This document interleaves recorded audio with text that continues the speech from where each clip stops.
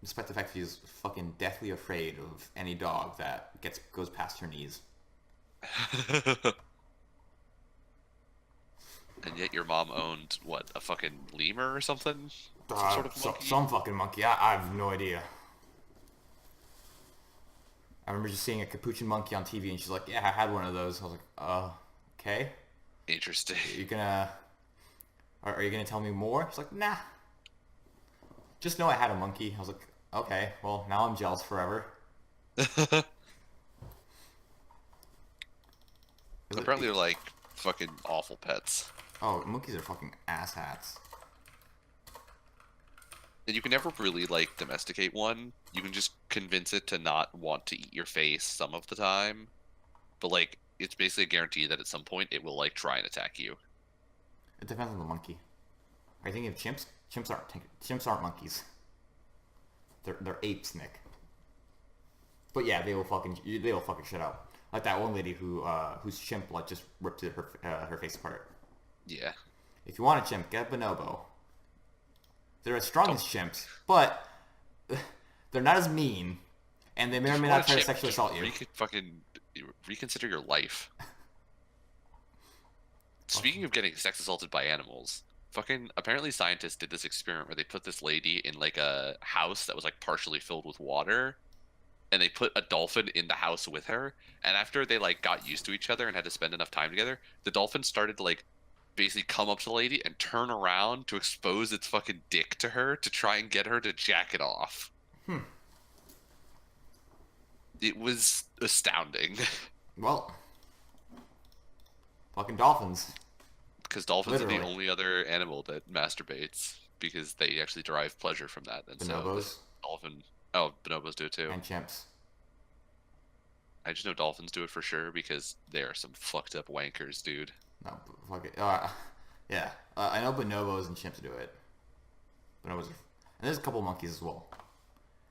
But this reminds me of one of my favorite experiments done with monkeys, where scientists like, I guess, quote unquote, taught monkeys how to use money. Basically, I think you've heard of this before. You give a money like a monkey a token, and the monkey can exchange that token for some grapes. The female monkeys immediately learned that they could just prostitute themselves to get more tokens, to get more grapes. Oh yeah. Yep, the capuchin monkey experiment. Fun shit. It's true what they say about the old profession. It is the oldest It profession. is the oldest profession in the world, yeah. Speaking of the oldest profession, banana fish, because Banana fish. banana fish. Welcome to ABC. I'm Welcome to Nick, ABC. I am Brandon. and this is episode 40. Yes. I am Ron Burgundy. You still need to send me the episode 39. I do still need to send you episode 39. I thought of it like 5 or 6 times today, and I was like, I should really do that. And then I would close whatever I was doing, immediately forget, and open up something new to do. Oh, I did that all the time. I remember from this morning all the way up until today, I was like, I should really edit the Borderlands gameplay. I thought that every 30 seconds and just immediately went to do something else. Yeah. It was like as soon as I was like free of the one thing, my brain was like, I could send it to Brandon or this other idea, and I'm like, I should get on that right now. Yeah, And most of the time, it wasn't even something that was like pressing, like something I had to do. It was something like, it would be fun to go to this subreddit and see what's happening. I was like, I should go to that subreddit and see what's happening. shout out to Rainbow Six Siege. Also, shout out to Diablo. They're They're in a both race with each other for who can have the most fucked up announcement in the week. also who can like hate themselves the most. Those guys are so mad right now. Everyone's They so are angry. just, everybody is so angry. And as a neutral observer, it's kind of entertaining. It's fucking entertaining. I don't really give a shit, but that damn, their anger makes me laugh and giggle. Yeah. Oh, but I can do you care about understand. censorship? I kind of do, but I'm still laughing at you. Yeah, exactly. I'm still laughing at you. I understand why you're upset, but it's still fucking funny from the outside. More evidence that me and Nick don't know how to sympathize with people. Oh, yeah, no, not at all. Okay, so this is also another story that I want to tell. Oh God. Before we start. So, I think it was like yesterday or 2 days ago. I was having a dream, which is like unique for me because usually I don't dream. But in this dream, for whatever reason, you were there, and I don't remember what exactly we were doing, but Oh, we God. had to go to like some sort of formal ball. Two different people asked you out to the ball, and like they asked you out like separately. There was like a section of time that went by in the dream, and then you and I were talking later about like going, and you told me, and you were like, "Oh yeah, these two people both asked me out separately, so I don't want to turn either of them down. So I think we should just all go as a group. Like it's such good friends." And I was like, in my head, I'm like, "This is a classic Brandon move. Like not being able to understand what people want from him emotionally. This is the ultimate in Brandon moves." No. What I actually would do is ask them no. Well, ask them no, and then just walk away. That is, yeah, In that probably more tone. likely in real life, but I watching you not be able to emotionally understand what people were doing was fucking hilarious to me in my dream. I cannot read emotions. Fun fact. Which is bullshit because I can. It's out for debate. Fucking. I will try to get some evidence by next week. There will be some. I will make an emotional attachment to one of my coworkers, maybe. As long as they don't want to fucking cry on me. Oh, this reminds me actually.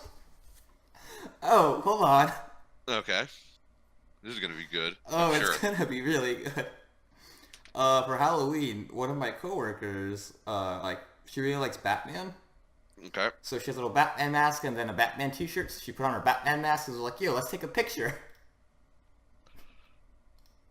Oh, Brandon. I was like, I kept telling him, no, I'm doing work. Oh, Brandon. Oh, Brandon. I was working. Oh, Brandon. And then, two people ended up commenting on that picture because he posted in our, our operations only chat. My Yep. manager's like, oh, that's fitting. And then my lead was like, oh, yeah, that's true. That's about right. I wonder if I could find the conversation. I think the worst part is the fact that you have pulled your hoodie up indoors. I actually do This that is the often. ultimate in the leave me alone position. Well, I do that sometimes though, because I actually do want to be left alone because I want to concentrate. I'm not surprised. None of this surprises me. I'm just saying that. Oh, Brandon. Oh, there we go. Oh. This right here perfectly summarizes how my coworkers feel about me.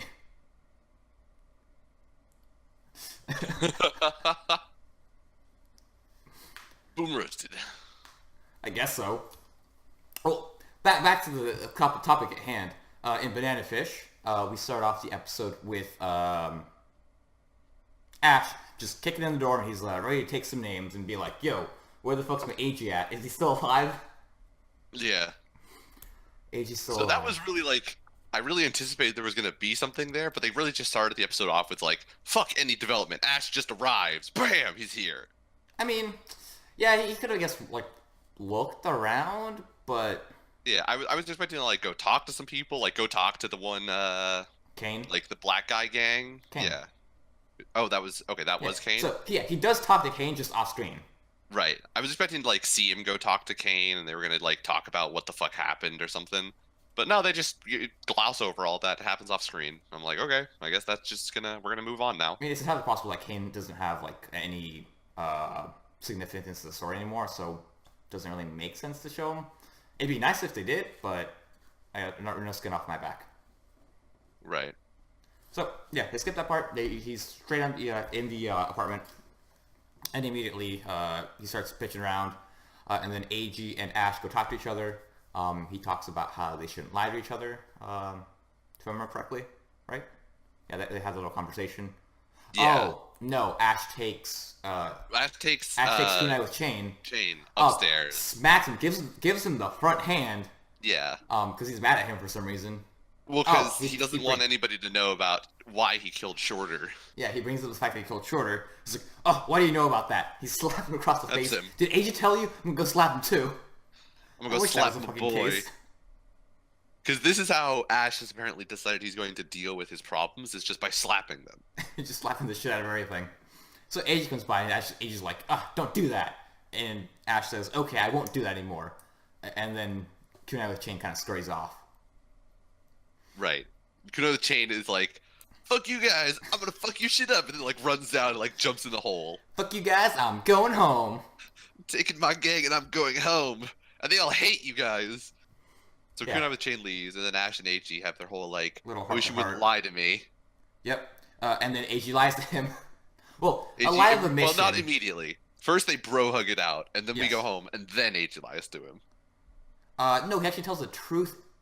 Kind of the Well, truth. I would say lie of a mission. Yeah, he does Lie lie of of a a mission. mission. Mostly because, mostly concerning the fact that YL wants to kill AG, and AG had the chance to kill YL. Right. The little spat in the street. Yeah. So after that, I believe they start heading out to Coney Island. No, Long Island. They go to Long Island. Yeah, they're on the ferry to Long Island. Yeah, and then so there's a little spider tingling that Right. The spidey senses, yeah. Ash's spidey sense tingle, and something's wrong, and so they have to immediately go back to New York. Yep.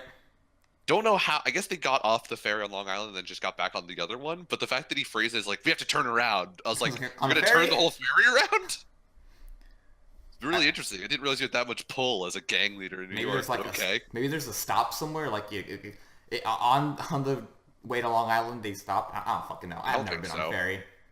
Fuck it, they teleport there. Who cares? If I remember, the distance between New York and Long Island is about one ferry's worth of distance. So I'm pretty sure they would have had to go to Long Island and then just come back. But either way, they take the ferry Yeah. back to New York. Some like mystical plot happens and they like end up at the library. Right. There they kind of have a little spat. I Well, like first they call Max Oh, in yes. their like hideaway wherever they're hiding out. and presumably on Long Island.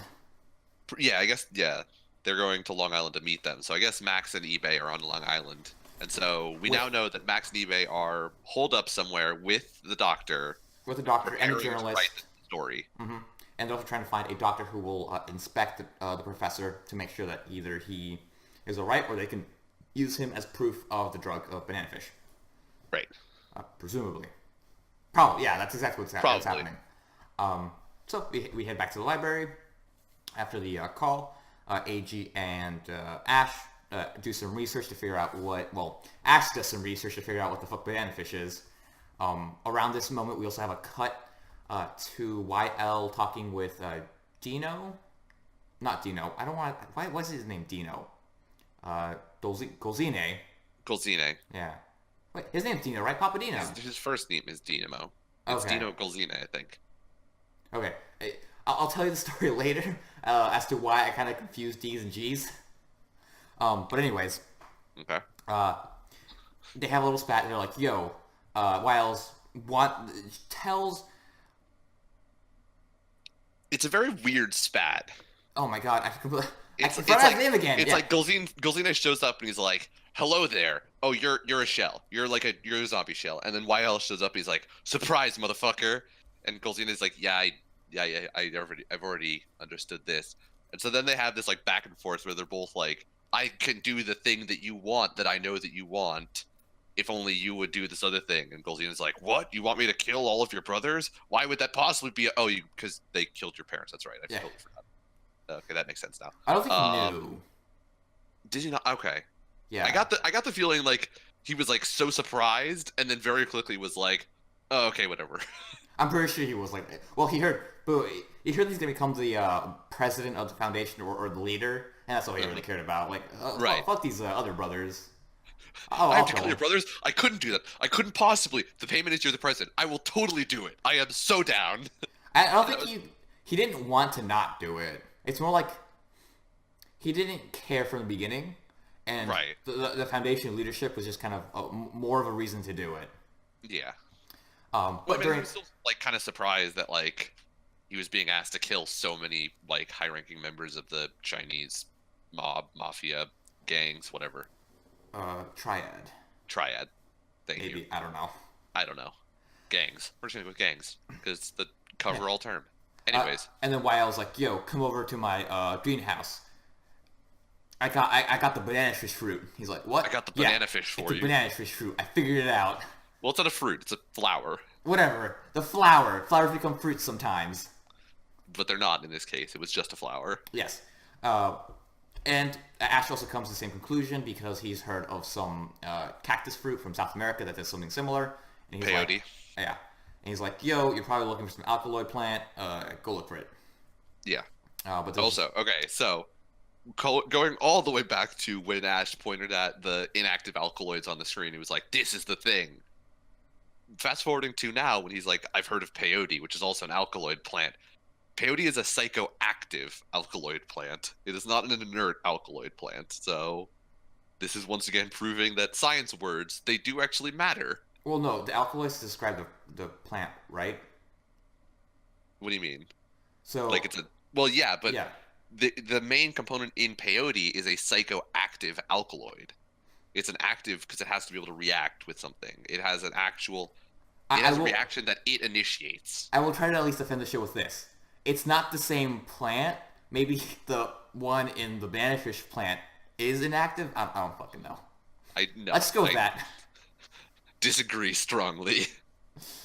Disagree vigorously. But anyways, we find the banana fish plant, and Ash also.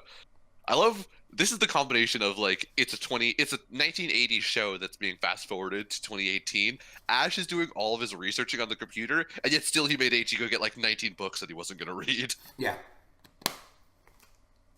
That was my favorite part of that. Was like he's doing all this research on like articles on the computer. He's got like 2 Google windows open, and he's doing like research on chemicals. And then H just rolls up with like 9 books in his hand, and I'm like, bullshit, you're gonna read all that shit. My immediate reaction was, those books are super outdated. Oh yeah, absolutely. Nobody prints fucking hardcover journals anymore, so those are all old as fuck. Journal? No, But I mean, those are still that's journals. how 1980s. Oh, would be. hardcover. Yeah, no. Yeah, no. Well, yeah, journals used to have like essentially directories that came bound as like hardcover things. So it'd be like if you want to, if you're like, I want to know everything about alkaloid plants, you could go to a journal and be like alkaloid plant papers, and they would have like a list of like an index of journals that had papers on alkaloid plants and where to find them. And so it would be like, go look at the Journal of Plant Science on issue 274 and page whatever, and there's going to be an article about Yeah. alkaloid plants. So I mean, they used to have these like hardcover books of like this shit, or it would be like multiple journals kind of bound together as like one thing. So it'd be like issues 200 through 215 of this journal, and it'll be like a hardcover thing that you could check out from your library. This is all like 1980s shit. Like Yeah. this is not a thing that happens anymore. But there still are journals that actually print. But Yeah, there are definitely they're some few and journals far that print. between. But I mean, a lot of journals publish way more papers than they can conceivably print Oh, yeah. as like a nice thing. So like, I don't even know if Nature or Science publishes anymore. I think they still do. I think they might like publish a couple of, select papers. Yeah, that's probably what they do because they publish online like a shit ton of papers. So if they actually publish it, it would be like one of those books. Yeah. Every day. Every yeah, well, it's every Every other week. Like, I guess technically, like yeah, they get like every time they publish a paper, it's like given an issue number, and so like everything they publish in like a month is in the same issue, even though they Yeah. published it over the course of a month. But anyways, Anyways, Nick was a Scientific graduate student paper. for a little bit. I was a graduate student for a year, and I had to live this life, and it was awful. Yep. I had to do. I also had to do research. I may or may not have done it, but I had to. They asked me to do it. Whether or not I actually did the research is irrelevant because I Yes. got the grade. Actually, I did read a couple of papers, mostly from Archive, because it was free. I didn't feel like fucking using that arcane search that all the shitty ones have. But anyways, yes. My favorite scene in this episode was when Ash hands AG like $5, and AG's like, "I'm gonna get a fucking hot dog. Fuck you." He just walks away. Oh yeah, when he's like sarcastic, like, go buy yourself a manga. And he's like, fuck you, I'm gonna get a hot dog with mustard, bitch. How can mustard be too strong? Like, I guess it could be kind of like, I don't know. My mental like explanation for that was like, I guess they have different mustard in Japan, and I was like, maybe they just make it more mild in Japan, and Well- like American mustard is very like, preservative-y. I don't know. Yeah, I guess vinegary. Yeah, vinegary. I guess is the best way to put it. Yeah, And kind of, it has a spice to it, but it's not spicy. It's like it's a certain sensation that I don't know how to describe. well, I mean, Like- I don't know if they have like, I don't know if how big Japan is on mustard, but if they had like gray mustard is really fucking like pungent essentially. Uh, I mean, I personally am a fan of Dijon mustard and or honey mustard. I think those are the best kinds. Honey mustard is the best. Yeah. Or spice. Any type of mustard really that's not yellow mustard is amazing. I'm okay with yellow mustard. I I mean, like the yellow mustard probably before like fucking whatever brown mustard. Anything that's like brown or gray mustard where it starts to get into like we put in a whole bunch of random ass spices. It's like this is disgusting. Like it's just way too much. like Dijon. Dijon has like those little balls. I'm pretty sure that's just like what are, I think this is peppers. What are those? I think it's like yeah. Not pepper like pepper peppers, but like peppered seeds, I don't know. Peppercorn? Peppercorn. There, yes. Yeah, because it's like actual peppercorns in the Dijon mustard. But anyways, I keep saying that a lot. It's my going forward in the story, we keep having those moments where Ash doesn't feel something tingling behind him. That's badly phrased. Yeah. I was Ash, wondering if you're Ash that. has a lot of feelings this episode. Yes. Ash kind of still thinks that someone's looking for him, and he's right. There is someone looking for him. We finally Right. get to meet him a little bit later. After we see YL just in cold blood watch his brother get killed. That was a fucking great scene where he just kind of goes off, and then it doesn't ever pan back to the brother getting killed. It's just his face being illuminated by the gunfire. Right. I like that. That was pretty cool. After that, It was a good scene. yeah, we do also meet guy in trench coat. I Guy don't in know his trench name. Just guy in trench coat. Bahamas, man. Bahamas man. Was it the Bahamas? Yeah, it was the Bahamas. Yeah, it was Bahamas. And He was on vacation, but now he's taking off vacation for one more job. for one more job. But he's not our hero. He's our villain. He's not. Well, apparently he was on the side of the heroes at one point. How was he on the side of heroes? He apparently taught Ash stuff. Well, I mean, that doesn't have to be side of the heroes. Dino also taught Ash stuff. Okay, but Dino taught Ash naughty stuff, which is different. Well, no. He like actually made it like went sent him to school and stuff. I mean, he sent him to like fucking manners school. No, I thought he This like guy- actually bought books for him. That was like one of the things he Did he? says. Yeah, Oh, okay. he like taught him how to be smart. I remember that he taught him that like when they show up at his place, Dino comments on the fact that like Ash has forgotten all the manners that he taught him. That as well. Yeah, he like actually like taught him, you know, learning stuff. He book learned him good. Yep. But with that, we also find out that his other teacher was guy in trench coat. Guy in trench coat looks really fucking suspect.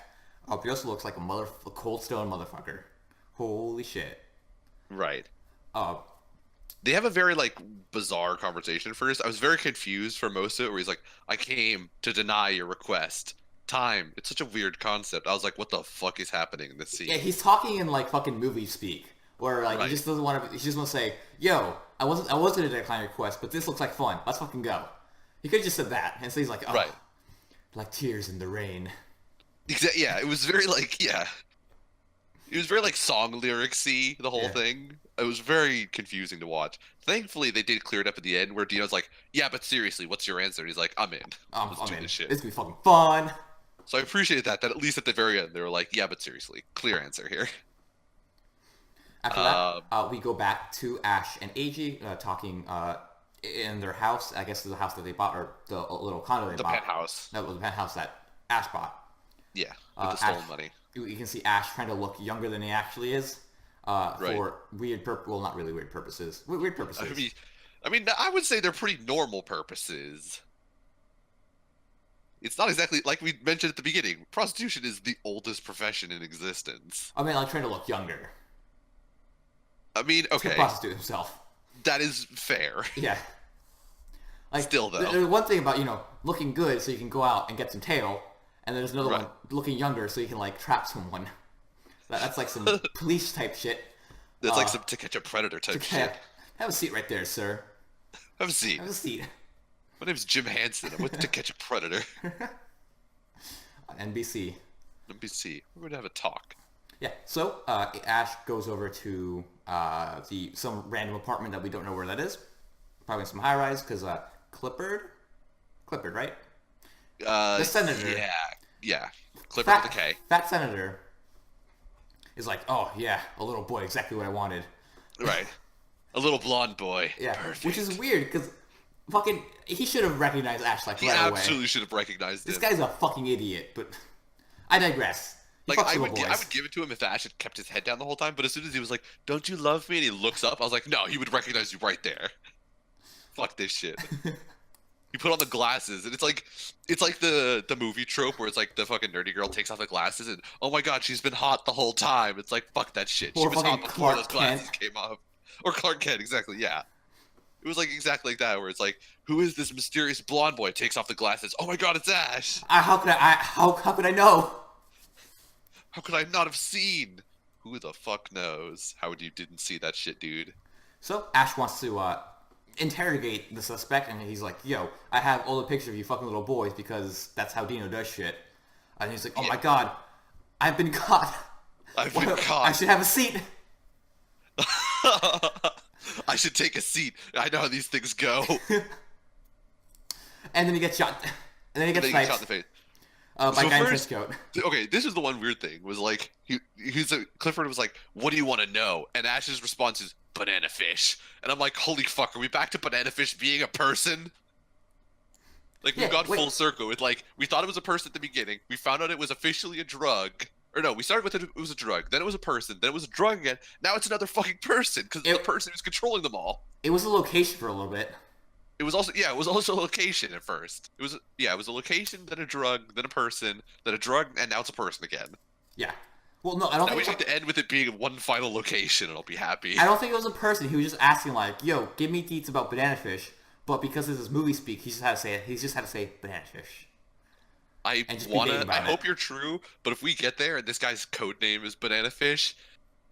I better pray that there's going to be a fucking location called Banana Fish at the end of this shit. It's in the Bahamas. We're going to the Bahamas. We're going to the Bahamas. I'd be okay with that. But yeah, guy in trench coat. Stone cold motherfucker. I love that guy. Stone cold. It's like fucking ice cold, dude. He's going to be a great fucking character. And a great villain. Maybe. He fucking executed that dude from like across the 8 million streets, apparently. And then just fucking strolls out with his sniper rifle in his, like, whatever hardcover case. Dude was a straight-up baller. Yeah, episode was fun. I enjoyed it. It had some nice emotional moments. We now have a really cool villain who's up toe-to-toe with Ash, so we will see what happens in the next 7 episodes. Or 6. 7 or 6. One of the two. One of the two. I don't remember. And it was also like the first time that this is episode 17, so it was probably 7 more episodes. Mm-hmm. Anyways, this is like the first time that I can recall, at least, that AG kind of started to like stand up to Ash and be like, "We should tell Kunai with Chain about Shorter. Like it was the right thing to do. He's trying to help us." No, I don't want that. Why not? You're being a fucking idiot. I wish those words came out of his mouth. Yeah, fucking. I forget sometimes that Ash is like a fucking moody 17-year-old, and so it does like conceptually make sense for him to act like a whingy bitch sometimes. Yeah. But it's annoying for him to like, he's such a cool character most of the time that every once in a while he's a fucking whingy bitch out of nowhere, and you're like, oh, that's right, prepubescent teenager. I always forget. Not prepubescent, that would be a lot younger. That would also make all those prostitution scenes way creepier. Well, also the fact that he's just killing a bunch of people all over the place. As like a 10-year-old. I mean, you can fucking kill whoever you want as whatever age you want. I mean, you're gonna go to jail, but I mean, you can do it. Moving on. What would you like to talk about next? Killing anyone you want? Let's talk about Goblin Slayer. Sure. That's the only other one that has killing in it. Kind of. Killing rats today. I mean, yeah. And fucking really big beating the shit out of some rats today and some cockroaches.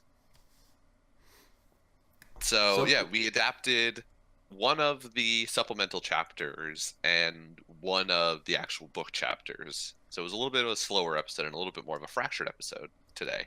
Yeah, it was half the little duo was just like going around trying to get the sword back after they lost it inside of a rat. And then Yeah. Goblin Slayer flirting with Not Quest Lady flirting with Goblin Slayer. Quest Lady I had that flirting flipped. at Goblin Slayer and At, Goblin yes. Slayer not hearing it. He hears it. Just Goblin Slayer doesn't care. I'm of a firm belief that anything that is not "I have a quest for goblins" is like wah wah wah wah wah wah wah wah, and it just goes in one ear and out the other for Goblin Slayer. He doesn't seem to retain a lot of information that isn't Goblin's quest. Yes. Yeah. So for this episode, It was the two stories. The duo trying to get their sword back, and then Goblin Slayer being an observer for promotion. But that Promotion was exam. I felt like that was a much smaller part of the episode. yeah, Like that. I think it was mostly just to show like they also skip it in the book, but they skip over Priestess's promotion. But this is sort of like a little bit more of like world building, and it's also to bring in what's going to be the next arc with Sword Maiden. the Sword Maiden. And so this is essentially how you start to sort of know about the Sword Maiden and how important they are, like the platinum level heroes and what they did and how important the Sword Maiden is to the world. So this is like that sort of chapter with Goblin Slayer about the promotion thing is also to introduce the Sword Maiden, who's going to be featuring in the next couple episodes, I think. I don't care about that. This episode for me was watch Quest Lady be cute. It was absolutely watch Quest Lady be fucking adorable. I love Quest Lady. It was also watch Goblin Slayer have to do chores, mostly for other people. Yes. Also watch Lizard Man get really happy about cheese again, and watch Elf Yui be really, really fucking happy and be a Watch, fucking yeah, samurai. Elf Yue be Tsundere as fuck. Yeah. Wait, did you hear it now? She does sound like Yui, doesn't she? She does kind of sound like Yui. And she also sounds like Kago, but like Kaga has just a much higher pitched voice, so I don't really see it as much there. Mm-hmm. But I can see the Yui Yeah. much more strongly than anything else, I think. But it's definitely noticeable now that you've mentioned it. I was hearing it the entire time she was talking. Thankfully, she didn't have to talk very much. But yeah, basically, it just kind of sets up the fact that like they're going to join him for another quest, and that They're gonna they join kind for of the quest? explain how like guild promotions work.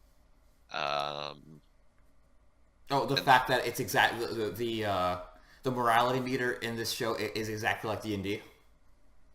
Oh yeah, That too. on a scale from Chaotic lawful to good lawful, chaotic and then, evil. Good to evil. Yep. So, for the most part, I think it was just an episode for I'm glad Quest Lady is above them all. Quest Lady's best girl. Quest Lady thinks that she's the best girl, but Sword Maiden is the best girl. I haven't seen her yet, so I can't. I cannot. You can't judge, I can't judge until I see Sword form an Maiden. opinion. Yeah. Also, those two dudes, or that chick and the dude, just started fighting in the middle of nowhere. They're just like sparring, I guess, Oh yeah, hitting each other.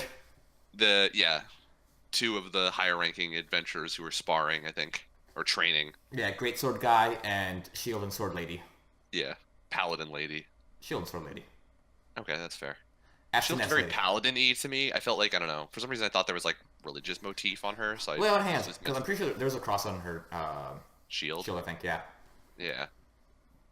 So she looked very like religious motify. So I was thinking of her as Paladin chick, but yeah, Sword and Shield Lady and Great Sword dude. Yeah, that's basically all I have. Well, nothing really. Yeah. Well, Yeah. the only plot point is Sword Maiden's coming. Sword That's the Maiden's only coming. thing we need to know. Everything Right. else is like, There's really big rats in the sewers. Also, really big fucking cockroaches. Yeah. I mean, yeah, it was like, here are some of the other things that like porcelain adventurers do. They don't just kill goblins, they also go off and hunt rats in sewers. And, like the guild, they try and help each other as much as they can, but they can't always do everything for each other. And so, the guild isn't like super competitive. They're like actually kind of like, they're a group. They hang out. They're coworkers essentially. So I mean, they treat each other like good coworkers. There was not a lot of like plot developing moments, and not any goblin hunting yet. So Yeah. So that was really it. Yeah. It could be still limited to three things. Sword Maiden's coming. Quest Lady's cute. They threw away the candle. Now they can't sell it anymore. right. Yay! I think they're also doing the arcs out of order. I would not know. I think they're doing, unless we're not going to Sword Maiden next. I don't remember when this chapter is supposed to be, but I just remember that there's definitely supposed to be at least one more major event before we go see Sword Maiden. Major event, as in major, like they go fight. Yeah, they go fight goblins. Okay. Yeah, like major multi-chapter fight with goblins. It's not possible that's what's going to happen before Sword Maiden gets the. Because this is just saying Sword Maiden. I guess this is a way to tell the audience that the Sword Maiden arc is going to be adapted. Right. But we don't know when. So I don't. It might not be next episode. It might be further along. Right. It might be a little tease. I mean, they could also move the one that I'm thinking of that comes next to the end, because it is like a pretty long. Not long, but just like major. Not to say that the Sword Maiden thing isn't major. It's just like it's more located. It's more like the location for the fight that I think comes next is like more involved in like the guild town itself that like he lives in, rather than the Sword Maiden is like in a different town that they have to adventure to. So like if you're trying to set up like a final episode kind of thing to like be suspenseful, there's a lot more suspense in like our town and our guild may get fucked over by, goblins and other creatures of various types that I'm not going to talk about. Okay. Well, who knows? We will find out next episode when something actually happens. Yeah, we'll see where they decide to go next. So let's talk about Zombieland Saga next. All right. Because this episode was my favorite episode so far. This episode was pretty good. Oh my god, I was laughing the entire time. So it starts off with I'm once again realizing that whoever the voice actor for the manager, he has way too much fun doing his job. He just goes 100% no matter what. I don't know if they put him in the booth, like in the studio with all of the other voice actors, or if they make him come in by himself to do his own lines, like separate from everybody else. But like this dude, he is a fucking force of nature unto himself. I love the manager so much.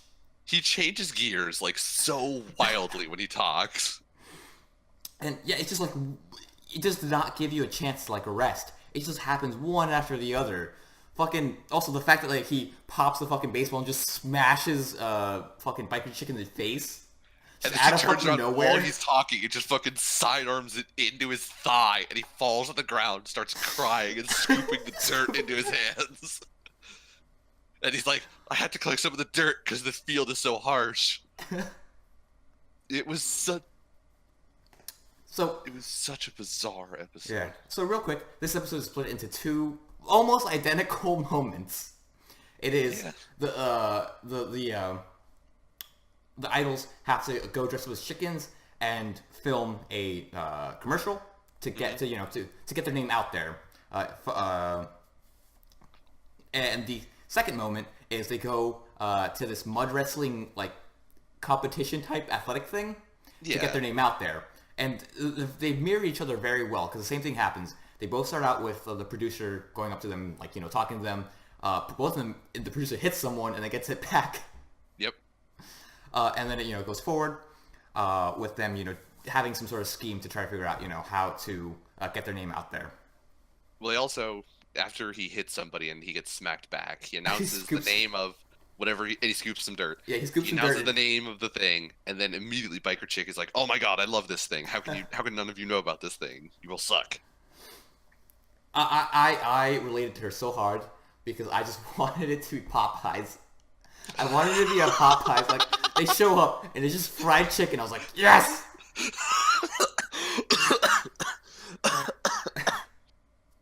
God, you got me to cough and fucking laughed at that one. I was expecting that to happen.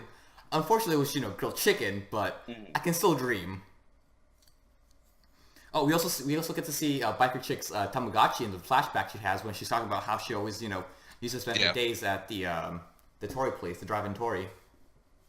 So, I don't remember if she was 80s or 90s, but that Tamagotchi makes me think she was like 90s. I think Tamagotchi was 90s. Yeah. I think it was like early 90s. It's time for a fact check. Definitely when I was not alive / able to play Tamagotchi correctly. Although I remember them having them in like arcades, and those like you put a quarter in and then you spin the thing and it pops out like one of those little eggs with something inside of it. I kind of remember they used to have like Tamagotchis in them. Oh my god, they still selling Gen 1 Tamagotchis. But yeah, no shit. You buy fucking like 1997. Gen 1 fucking Beanie Babies on eBay for like $5 probably. 1996 was when it was released. So we were entirely like, Two. eh. I was about two. Well, technically, I guess I was like one or two. I mean, that's when it was released. It was still popular like into the early 2000s. So I remember I had like a Tamagotchi. I didn't know how to fucking use it. Exactly. Yeah, I remember getting one. Like I said, I remember them being in the Yeah. arcades and those little like spin the thing machines, so the eggs popped out. I just didn't know how the fuck to take care for a Tamagotchi. I just kept pressing buttons. They made sounds. I didn't know what they meant, and then they died. So this is kind of the thing. We knew that it was popular by extension. Like we knew that other people thought that Tamagotchis were awesome, and so we all got Tamagotchis, but nobody had any fucking idea what they were doing with them. Like I feel like none of us grasped the concept of Tamagotchis. We were We just were like, like 7. yeah. We were like, this is a cool thing, and now I have it, so I'm cool by extension. But we had no idea what the fuck we were doing with them. I still don't know. Fuck Tamagotchis. I don't need them. Fuck Tamagotchis. I bought Heelys instead, and I know how to operate those things. I didn't have Heelys. I was too scared I'd like somehow I did try to not have stop Heelys when I was young either. and then just eat dirt. Yeah. I was always afraid that I would only stop with the one leg and the other leg would keep going and I would go down into the splits, and I was not flexible enough to do the splits, so I would tear something unterrible. Back to the show. They start to eat some chicken. They're all very happy. You know, they're sharing some stuff amongst each other's. So then we move forward and then finally get to the point where they have to film the commercial. And that's where they put on their chicken outfits. And they're all kind of cute. But the guy who steals it is that man in the best chicken outfit ever, because he actually looks like a fucking chicken. Right. Like he But he's the dude in the chicken costume. he is a dude in a chicken costume. We're not allowed to talk about it out loud. No. Because he is a method actor. He does not speak whatsoever. And Tai, the legendary Tai Yamada, The legendary Yamada Tai. Yamada Tai, I got the name reversed, is just ready to eat the fucking chicken. She's like hungry for it. Yeah, after she ate the raw chicken, she's like, chicken is awesome. So when she sees the dude in the fucking anthropomorphic chicken costume, she's ready to chow down again. Yep. This is also after the first time where they try to do like, you know, the little commercial jingle, where she's just like moaning the entire time like rah, rah, rah. And the sound guy's like, yo, what's this fucking sound here? At that point, I don't know why they just didn't, you know, turn off her microphone.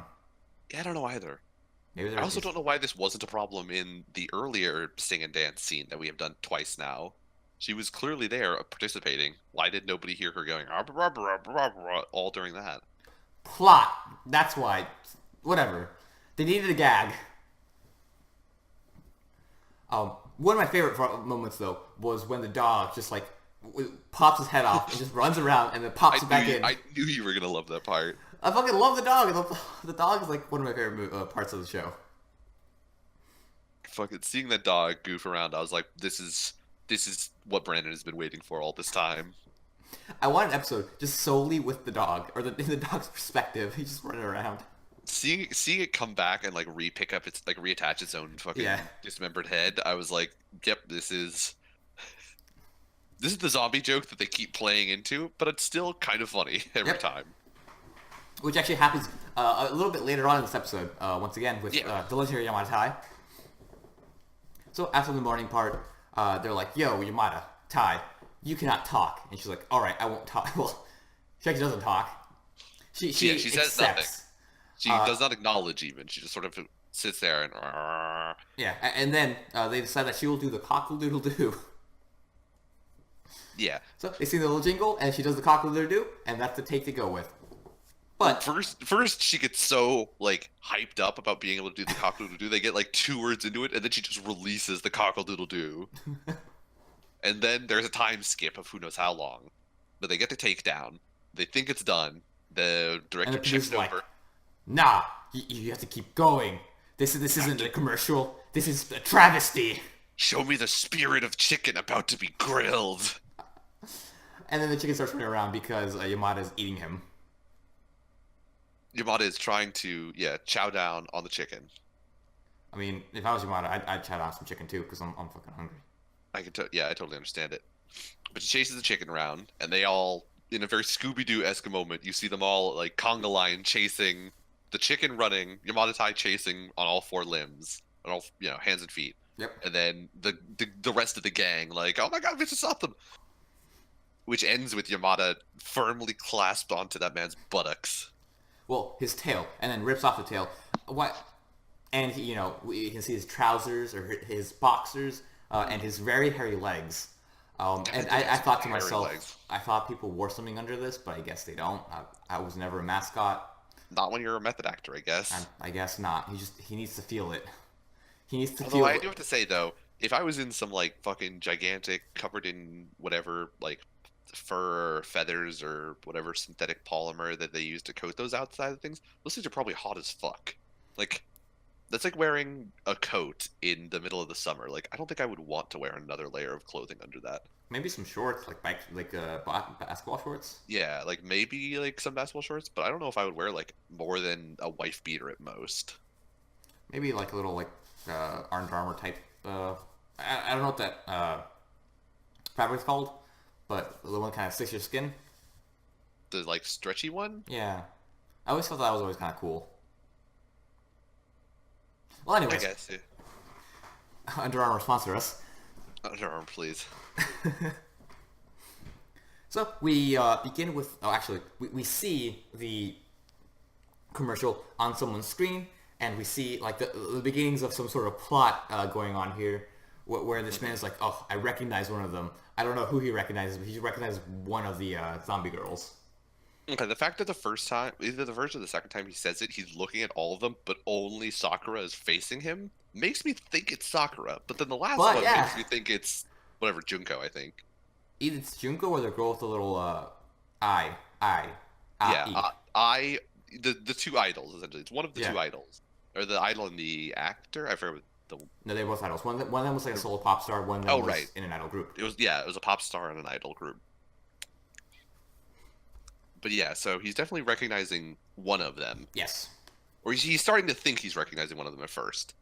But anyways, they now compete in the local mud Olympics, essentially.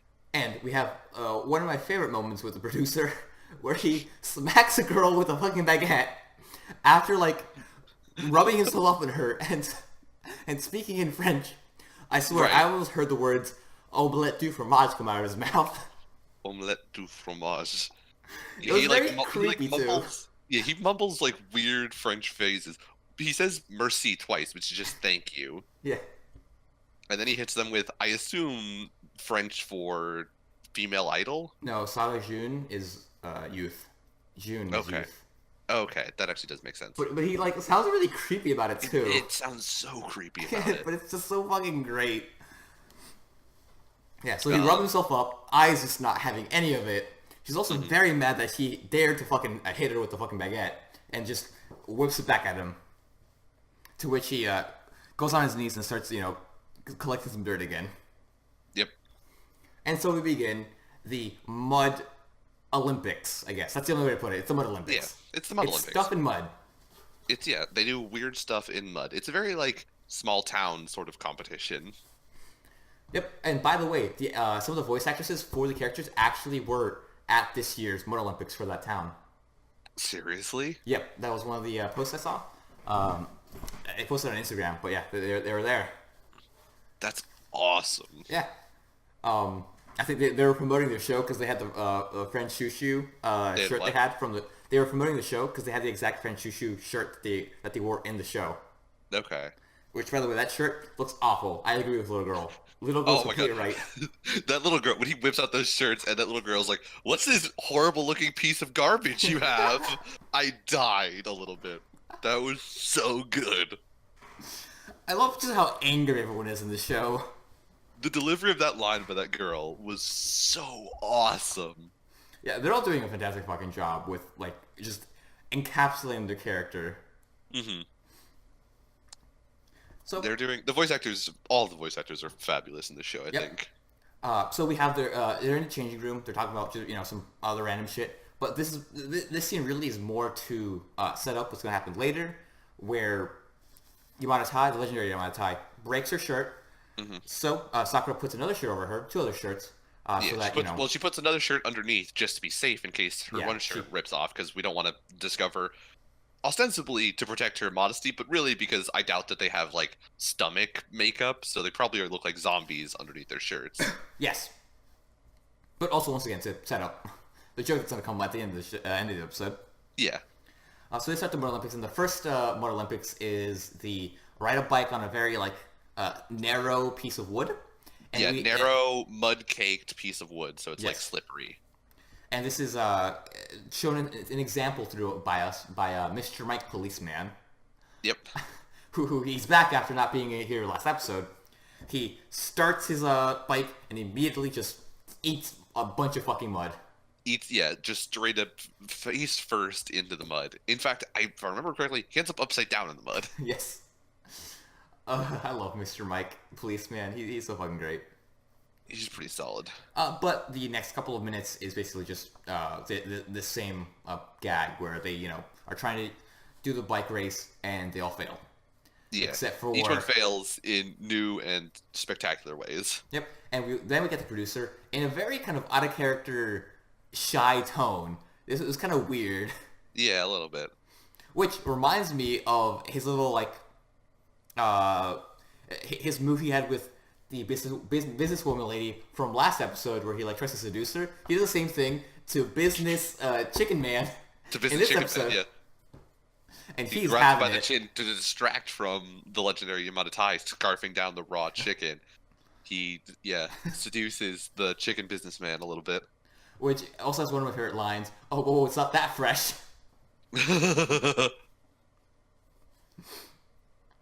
Also, his voice actor sounded a little weird. It didn't sound like a normal voice actor. That's not a voice I would expect to come out Of what? of just, anyone. It's just a very unique voice. Okay, What? wait, who are you talking about? The businessman chicken guy. Okay, good. I was very confused because you said he has a deep voice. He doesn't have a deep voice. He has a kind of a high pitched voice. It's a very weird voice. Okay, I agree. I don't agree with the high pitch or low pitch or any of that. His intonation, the way he says Yes, words. that's what's important. This is a man who's not comfortable doing voice acting. He doesn't have emotional depth to anything that he says. It was just very weird. Even when he delivers the slow down, it's the chicken's not that fresh. He delivers it as slow down, the chicken's not that fresh. It's very there's no emotion. He barely acknowledges commas or pauses that a normal human being would make. It was so bizarre to hear him talk. I think that was the actual president of the chicken Tory place. Really? I have no sources for this, but I'm going to say it is. That would be awesome if it was. Which, also, one other thing, he reminded me of Hank Hill. Just in his face-wise, I just kept thinking Hank Hill for some reason. God damn it, Bobby. The little cheeks? It's the cheeks, right? I sell propane and propane accessories. I guess I could see it, yeah. Hank Hill brings the propane. Hank Hill for Smash. Hank Hill for Smash. Fuck Waluigi. Fuck or whatever, Emperor? And Fuck Pokemon did Incineroar. they just add? Incineroar? Yes. Should have been fucking Hank Hill. Hank Hill brings the propane. In an out-of-character way, producer's yes, I will do my best, thank you. He's like, oh, okay, what else do you want to say? I will try again, and I will do my best. Yeah, It was just I'll very try weird. my best. You have anything else to add? No, that's it. And then he actually does it. Yeah, he goes on a very lovely ride down the wood boards to win the thing, I guess. Yep, and then does not do what they were there for and sell it to this. Sell it to their friend Shushu. Yeah, he did not sell out, and to the disappointment of all the characters. Yeah. And so starts the next event, which is the Tarzan swing, which looks really fucking fun, and I wish I could do it. But it goes around the very same manner. All the characters, Junko, and Sakura all try it, and they immediately just fall face first and belly flop into the dirt. They don't even go a meter. Yeah. Because they'll either Sakura misses the rope after having like a very inspirational moment. She misses the rope. Junko grabs on, falls. What does I do? I think she trips. I is I the one? No, Junko Junko trips. doesn't make it. No, Junko doesn't make it. Junko Mhm. shoves the rope and then gets upset on the board. Like gets upset on their like little takeoff platform. She gets like embarrassed on the takeoff platform. No, but she falls. Like she still falls. Oh yeah, well okay, yeah, I think she like slips off. Yeah, so she slips off. I don't know what I does. I think she tries, and then just slips off again. I doesn't go very far either. They all I go think, very far. They basically just No, that's not face true. plant. Fucking little girl. No, Blast. I was talking about I, Junko, and Sakura. Don't ruin this. I'm sorry. Didn't realize we were doing this in a specific order. And then the little girl comes up and does one of the best moves ever, It was so good. where she wraps herself up and does the magical curl star or shooting star, The magical girl shooting star. and she just flies. It was awesome. Right before this, though, we also have Corazon being a Corazon and doing very flashy moves while she's swinging back and forth, and Yep. to the content of all the male judges. Yeah. All the male judges give her. I have no idea what the max score is, but she got straight up fives. And when little girl did her shooting magical star girl She gets like rocket launch, fours. she got 2 5s and a 4, and she was in fourth, which means that Courtesan was in at least third at that point. Yes. But it was all beaten out by the wonderful and legendary Yamada Tai, who just keeps swinging back and forth and just launches herself very far away. Into the air. At which point, I Into the guess sun as well. Into or the in front of sun, yeah. where she's actually starts to split off, and then she becomes multiple pieces. yeah, all of her limbs separate. Yeah, because this only ever happens. Well, this happens to everyone else, but this happens a lot to Yamada Tai for some reason. Yeah, And so Yamada all Tai the has a girls problem. scurry over to kind of put her back together before anyone can notice. And so she wins the event. And Yeah, she gets full marks for her awesome takeoff Yep, and her, show, I guess, of her teammates coming to her rescue. yes. And during this part, all the teammates are kind of not very thrilled because she Yamada Tai can't talk, so she can't really sell out to the band. So Sakura remembers something. She remembers that she put on 2 shirts on Yamada Tai. So if she takes off one shirt, you'll see that the Friendship Shoe shirt is on the bottom. So she rips it off, and lo and behold, it's the Yakitori shirt that they got from the first half of the episode. Yep. And they sell out to the chickens. And Yamada Tai remembers her line and cockle-doodle-doos Cockle-doodle-doo! proudly on top of the podium. And we also see Detective Man up there, and he's like, oh, I know I've seen that lady before.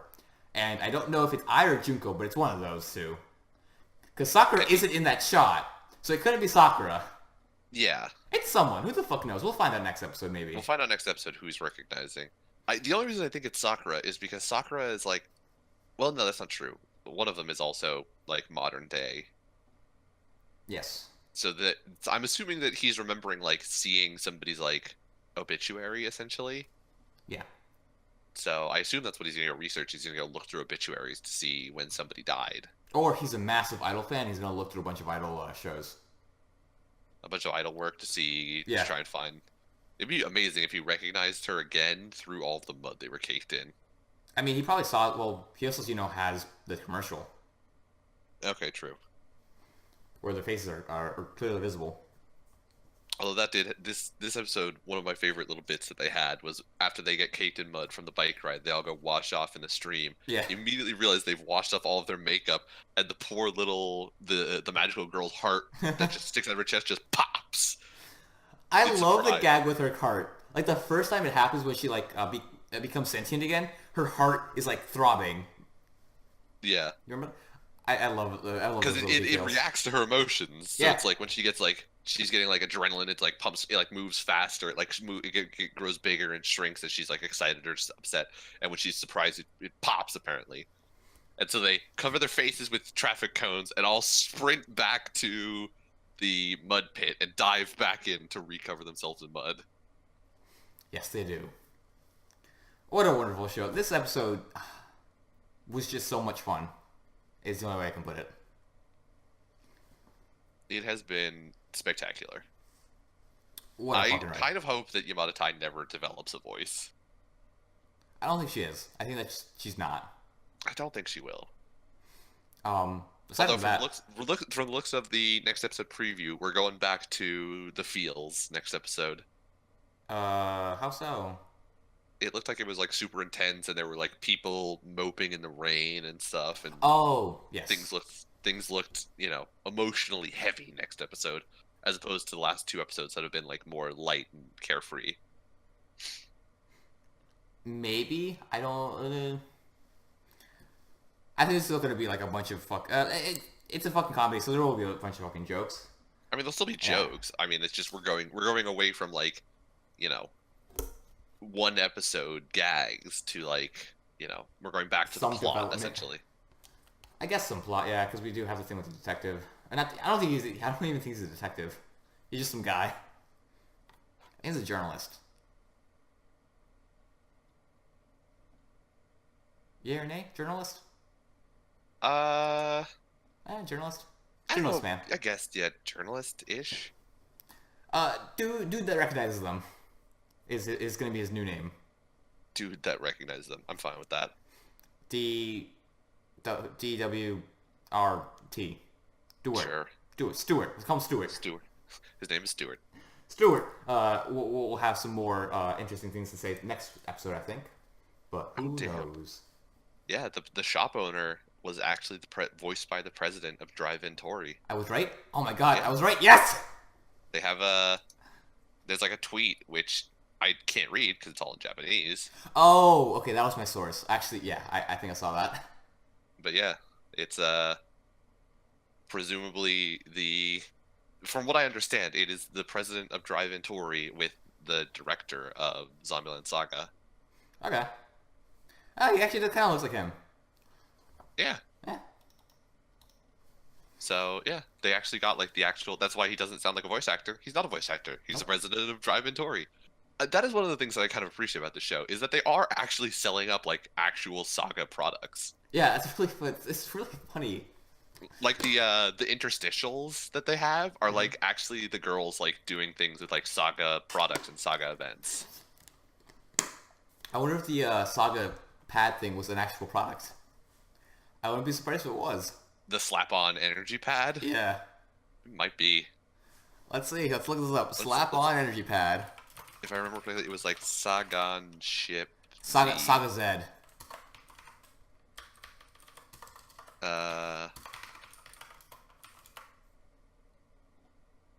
Blah Z, blah yeah, blah. Don't know. I don't think it's an actual product. We can't sell out to it. Or we can. We cannot sell out to it. I have no idea if this thing exists or not. So, we see girls in chicken outfits this episode. Let's look at girls in normal outfits with this new show, Bunny Girl, because there's no Bunny Girl yet. Nope. Nobody. She's not coming back. We have the outfit somewhere in his apartment. Yes. But I was right. I told you, Nick, that was a shopping bag. You were right. You did. Yeah. Yeah. So this episode starts off with, once again, off camera, Sakuta explains to Mai everything that's going down, and she's like, okay, cool. Well, now she's not really like, okay, cool. She's like, kind of okay. She's okay with it, but... Not really. She kind of like, I understand that this is a problem, but why are you involved? Oh, to which yes. Sakuta's response is, she reminds me of my sister, and Mai's like, I fucking hate you. Because now I can't say no. Well, actually, she should have been like, well, I care more about your actual sister. Here's the fucking dress. That's what she did. Yeah. But yeah, she's very apprehensive about She it. throws him the dress that she used for the, Something. yeah, Wait, was that product shoot. Was it the product shoot? I thought she just got the dress from some guy. I don't know. I kind of thought that she like said that she'd worn it for one of the product shoots and thought it would look cute on the sister. Oh, maybe. But anyways, yeah, she buys the little sister a dress in a very heartfelt moment where she's like, yeah, I hope that where Mai is openly showing that she actually cares about Sakura's sister. And tried, to make her come out of the house a bit more, and hoping that the dress will help her out with that. Which, that just makes me like Mai more. It's a very fun moment. Not fun moment, I guess. I don't know. Sure. I don't know words. I don't know emotions. I'll just say it was fun. It made me feel something. I don't know how to describe it. What else is new? Brandon feeling emotions that he isn't emotionally equipped to deal with. Yeah, it was very cute. I enjoyed that. And then we move on. And basically never see the sister again this episode. No. Or Mai for that matter. Because it's all about him and fucking Koga.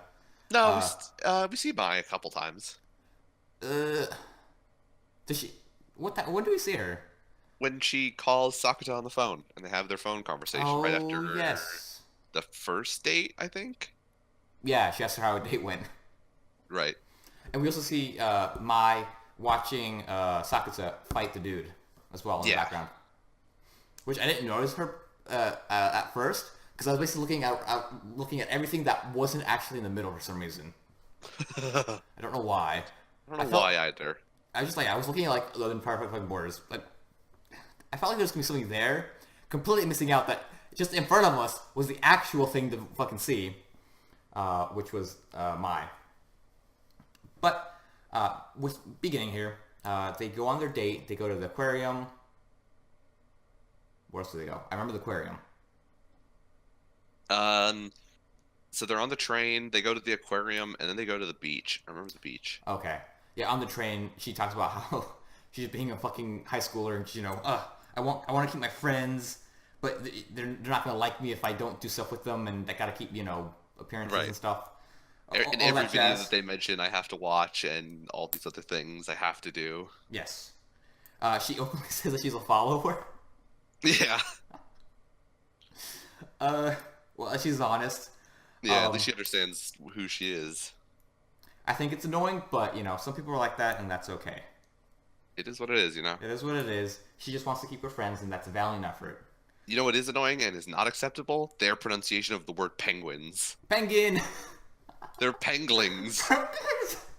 They were it's like listening to Benedict Cumberbatch try and pronounce the word penguins. How do you say it? He says it like penguins. He says penguins, penglings, and fuck, what was there's a third one that he pronounces it as. Penguin? It's something like that. But anyways, yeah, they don't say penguin, they say penguin, or kind of like penguin. Penguin? I don't know how to describe it, but yeah. They basically miss out the U and don't actually pronounce the U and kind of just say the I, so it's penguin. I was really hoping Great Coon would make an appearance. I wanted to see just off in the corner, just some penguin, with a fake penguin waifu in the background, but I did not. Instead, we get. Wait a minute, this exact same thing happened in fucking Yahari. Yeah, they go to the aquarium. And they see the penguins. They see the penguins. And, well, in Yahari, they talk about how they mate for life. Yes. But in this, they talk about how the one penguin is following all the other penguins, and one of the penguins is just off by himself. Sleeping. Yeah. I mean, to be fair, the penguin's sleeping. What but the fuck's again, gonna do? in a very similar to Yahari moment, they are ostensibly comparing themselves to penguins. Yeah. I remember something cute that happens in Yahari is when Yukino's fucking looking at the catfish. Wait, not the cat. Was it the catfish? I think it was the catfish. I know, it was the manta rays that acted like cats or something. They were they were called cat manta rays or something. And she's like, this isn't a cat, it's a fish. Was it no, wait. No, dogfish. Was it dogfish? Was it even Yukino at the aquarium? It was someone. Something happens with one of the Yui? girls. Maybe, because she likes dogs, and maybe there's a dogfish? I kind of think it was Yui. If we're talking about the last episode, right? Yeah. I kind of think it was Yui. It was Yui, because that's when she's like... I'm going to tell him. She says, I'm going to do something, and the show ends. Right. She's like, I'm going to do the thing that we talked about, unless you want to stop me right now. And then the episode stops her for us all, and we'll never know. It isn't a fucking cliffhanger. I just got mad again. Hold on, I'm skipping through. Okay, so they're all at the aquarium. Right. There's something about a catfish. I'm not crazy. So now he's Okay, they're looking at jellyfish.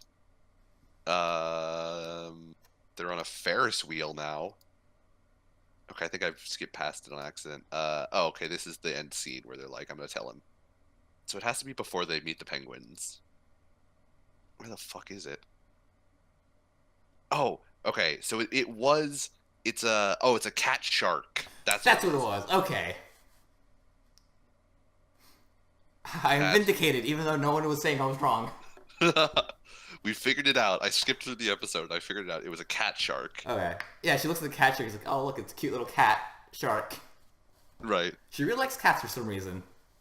That is exactly what 8-Man says immediately after. Oh my god. The very after she's like, it also is a cat, so it must be adorable. The very next line is 8-Man saying, "You have to react to anything with cat in the name, huh?" Oh god. Alright, well, let's skip that for a little Brandon Shut up! is 8-Man. Let's say, ignoring that for a little bit. Let's go back to the episode, Nick. Back to Bunny Girl. Back to the bunny girl. She's should have been fucking cat girl. The duo cast stops jerking off Yahari and resumes jerking off Bunny Girl. Yes, so they go to the, they talk about that. They go to the beach now, where Koga recognizes someone and decides to help her out. Like a good girl, you know. She's like, "Hey, I'm gonna go help her out." After having a heart-to-heart with Sakuta about, God, what they talked about? I think they just talk once again about like she's a follower, and he's like, Oh, he's yeah, like, but why though? I think he's not really like, yeah, but why? He's more like, you know, if that's you, that's you. That's, you know, wonderful advice. Yeah, I guess that's a better way to put it. Yeah, he's like, you know, you do you. You're gonna be okay. And then they see the girl looking for a little knickknack, Yeah. strap, which I'm pretty sure was thrown by a bully. That's probably what they were. So, okay, I think it was her, not hers, Koga's friends, is like the implication. Oh, Koga's friends did it. I think. The only reason I think that is because when they originally show up to offer her help, she says you don't have to, and she's surprised because Koga is part of that other friend group. Like, she says something like, oh, you're part of so-and-so's friend. Like, you're part of so-and-so's group. And it makes it seem like the Possibly. groups aren't supposed to intermingle. And Sakuta, in classic Sakuta, is just like, we should help anyways. Like, I don't understand how people work or groups work. I refuse to be part of anything. I'm going to help you anyways. Oh, but that's still right kind of thing to shitty thing. Like, oh, you're not part of my group. You shouldn't help me out. Let me just help someone out. I mean, you know, it's one of But those anyway. things. Like, I mean, I don't know what the dynamics in the class are. Maybe those two groups like are supposed to hate each other. But at least I would feel for her because if Koga's group did, like, you know, throw her shit away, that's still kind of fucked up. And Oh, yeah, it's super would, fucked up. I understand why she would be apprehensive of, like, Koga trying to help her out. Oh yeah, no, I totally That get part that. made sense. Yeah, But yeah, they help her out. They find a little strap, and she's like, "Oh, cool. Thanks for doing that." yeah. And that's kind of where it ends. Well, nope. So No? we see the strap in the surf, and Koga's like, I had to protect it from this incoming wave. Oh my Despite the God, I fact that just it's been remembered. here for a significant amount of time, and there's no way it's going to be taken away by this wave, I still have to go out and protect it. Falls back, ass backwards into the water, is probably in the water for 5 seconds. Move to the next scene. She's sick. Hold on. I will argue something. Okay. The tide could have been coming in, and that's probably would have, like, taken the strap away. The strap could have just, you know, been in the sand, and it may have been the tide. Valid, I'm but if I reading- yeah. remember correctly, you could see the water line, and the strap was already below the water line. I don't remember that, but you could also be right. Also, yes, this is fucking stupid. I don't get, like, they could look at water and become sick. I don't know what's wrong with these fucking kids. They need Yeah. their fucking vitamin C. Like, this is the most egregious I think I've seen it ever, is she fell ass backwards into that water. It was probably wet for, at most, 30 seconds, and caught a cold. Jesus fucking Christ. The Japanese flu strikes again. Yep. He brings peaches. Wait, no, does she? No, he doesn't No, bring oranges. peaches. He brings oranges. He brings oranges. If he brought peaches, you know, the sexual innuendo would have started much earlier. Yeah. Well, it starts immediately. Wait, does it? I He don't does think there's something. any sex- He says No, something. he offers to like feed it to her, and she's Oh. like, "Yeah, that would be super inconvenient. Let's not." Which I totally understand. That is super inconvenient trying to feed somebody else. Yes. Trying to coordinate their mouth and your hands, it fucking never works out. It's a plane. So Pew! somebody ends up with food on their face. That's how that ends. I mean, even when I eat, like, with my own hands, I end up with food on my face. Yeah, exactly. I can't eat. I can barely feed myself. Yeah. Uh, there's been, like, multiple moments where, like, in my, like, lunch group, like, multiple people have done that to themselves. Like, I Hit think themselves in the face with food. Yeah, 2 weeks ago, it happened to all of us. Like, in that same lunch. I did it first, one of my coworkers did it second, and then one of my other coworkers who, like, laughed at us, she did it again. She ended up doing it, and we all looked at her and were like, fuck you. Fuck you for laughing at us. We hope you do it again. Wow. What fucking incompetent coworkers you all are. It happens. You like try to eat, you like shove something in your eye. It happens. It's a normal Maybe thing. for some fucking uncoordinated, Child. fucking leaf-eating motherfuckers. So, in order to repay her debt for oranges, Koga brings peaches, and he's like, yo, the peach emoji. That's exactly what your ass looks like. Yeah. And she keeps saying how she has a big ass, which, by the way, she doesn't. It's a complete She fucking does lie. not. It is absolutely a lie. She was looking alright in those cutoff jeans, but it was not like... She definitely was not rocking those Daisy Dukes. And I should know, because I'm from the South. You're not from the South. I'm absolutely from the South. I was born in Texas. You keep saying that, but you were there for a year. I lived in Texas for 5 years. I feel like last time you told me was just a year. No, I lived in San Antonio for a year, and then we moved around a whole bunch, but eventually we moved back to Dallas and lived there for 4 years. They didn't know about Selena Day. Don't fucking talk to me. I don't want to hear it. Rest in peace, Selena. So we get to the next scene, which I believe is the train stop, right? Fuck it, why not? Well, first it's talking. They talk in the restaurant for a little while. Fuck that shit. We need to talk about the most important part, and that is... Oh wait, this doesn't happen in this episode. Well, first what we need to talk about is before any of this, he talks to his buddy in like the restaurant back room. Well, no, so that no. he Before can this... find a reason to hate the guy. Oh my god. Yes, because there's two times he talks to his buddy.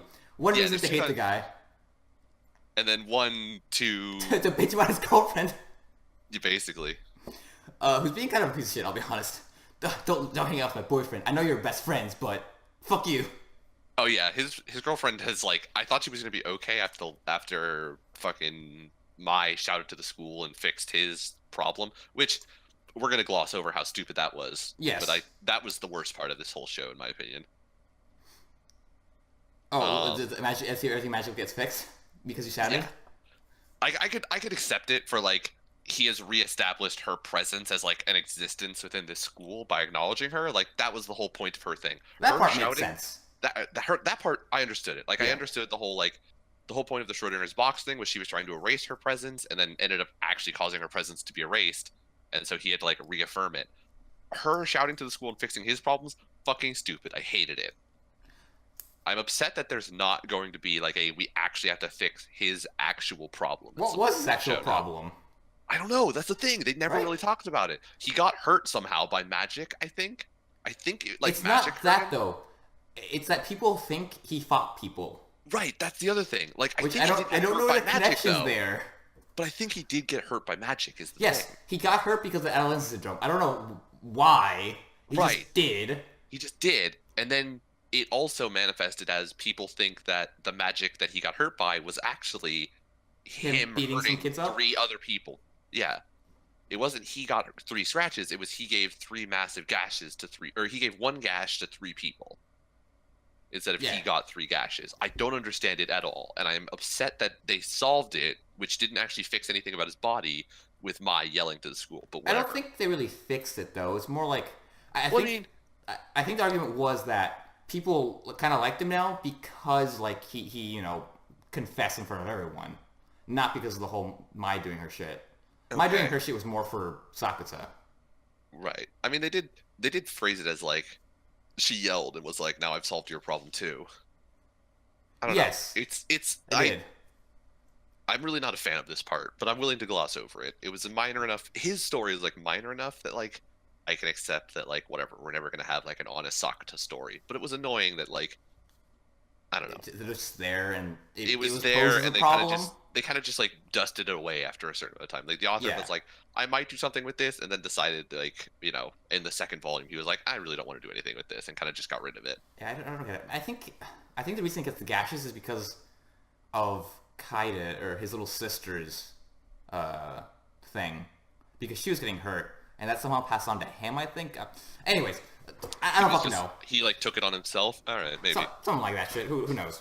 Anyways, so going back to this episode though, the first thing that happens with him talking to his coworker slash friend in the back of their restaurant about reasons why they want or reasons to hate the upperclassman basketball player. Yeah. He's a philanderer. Yeah, he is a philanderer Kind of a douche. in classic, well, not even classic, fucking, yeah, I guess classic douche way, fucking talks big about getting some with his girlfriend, like a fucking asshole. Yeah, and then tries to get this other girl. Oh, also his girlfriend is from another school. Yeah, his girlfriend from who goes to a different school, so you definitely don't know her. Yeah. Wasn't giving it up enough because that's definitely a thing that a 17-year-old boy should be concerned with. And then decided that he's going to target a first year because first years are easy because he's a raging asshole. You really don't like this guy. He's a douche. He is a gigantic douchebag. So after we learn that, Sakura doesn't, he's okay with kind of, lying about it, because Right. he's a douchebag, and this is to help out Koga, who he likes more than fucking Right. douche McNozzle. And he doesn't want to see, somebody who reminds him of his sister get ostracized by their class like his sister did. Yeah, and, which like, happens shut themselves anyways, away. because douche guy is Max McDouche, and then spreads rumors that Koga is a slut. Yeah. But bitch, according to the Japanese, because Japanese like to say bitch is slut. Yeah, they've co-opted the word bitch, but it doesn't mean bitch, it just means slut. Yeah. Which is very confusing sometimes based on translations when I first started watching anime, because I was so confused as to why they were just throwing around bitch all the time. I mean, they don't really throw about bitch all the time. This is like the second time I've heard it. They throw it around Yahari all the time. I heard it once. I think it was just once in the first chapter. Or the It first... happens, I don't know, a couple times. I really remember it once at least. But anyways, yeah. Everyone's calling Koga bitch, and now she's ostracized. So, fun fact, it happened anyway. Right.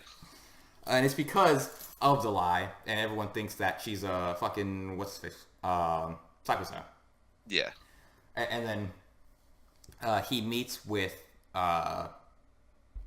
Witch. I don't want to call her Witch. Right. Scientist girl. Scientist girl. What is her name? Fucking Futaba. How did I forget that?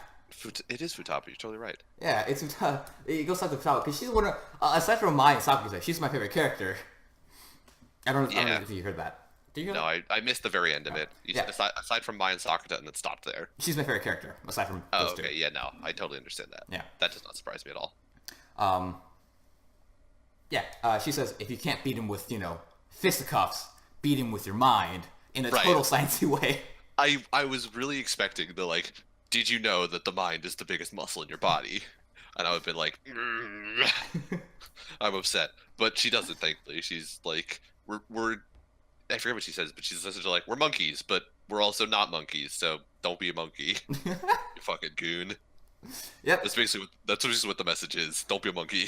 Yep. Don't be a fucking idiot. So he decides that he's going to do something about it. He goes up to Koga at the train station. And starts talking to her about, she's, now kind of, sad people aren't talking to her because they don't want to. And Right. she's being bullied. And he tries to cheer her up. Along comes Douche McNozzle, and he's like, yo, so I heard first years are giving it up easy. And then Sakura goes off and is like, yo, you're a fucking asshat. And then for some reason, this sets off Douche McNozzle, like, immediately, and just punches Sakura. Like, Yeah. this was like 0 to 100 in like 2 words. He's very, very, I don't know. He's on that rage juice, I think. Yeah. Because he throws a mean right hook, like, right away. If I remember correctly, what Sakura says isn't even that bad. He just says, "Go away," and He he basically immediately says gets punched for he it. like laughs at him, and the guy's like, "Are you laughing at me?" And Oh. and his response is like, "No, I'm making fun of you," and then he just gets right hooked. God. And so Sakata, climbs back to his feet and decides to square up on the dude, looking like they're about to throw hands. Yo, There's a little bit of like the bob and weave. Yep. He's starting to fly like a butterfly. He's really selling that we about to throw hands. He steps in, looks like he pulls back for the right jab or the right straight, and then wham, kick to the knee. Fucking kick him in the kneecaps. Right there, yeah. And I love the fact that, despite the fact that this is clearly a street fight, the dude actually has the audacity to look up and be like, "You cheated!" It's like, bitch, there are no rules. This ain't fucking boxing. I cheated. Fuck you. Yeah, the moment he put up his hands, I was expecting the fucking Pocket's hand. That would Like, be awesome. his face is kind of like, oh, Pocket's in, Pocket's in, Pocket's in. But no, we got the shin kick instead.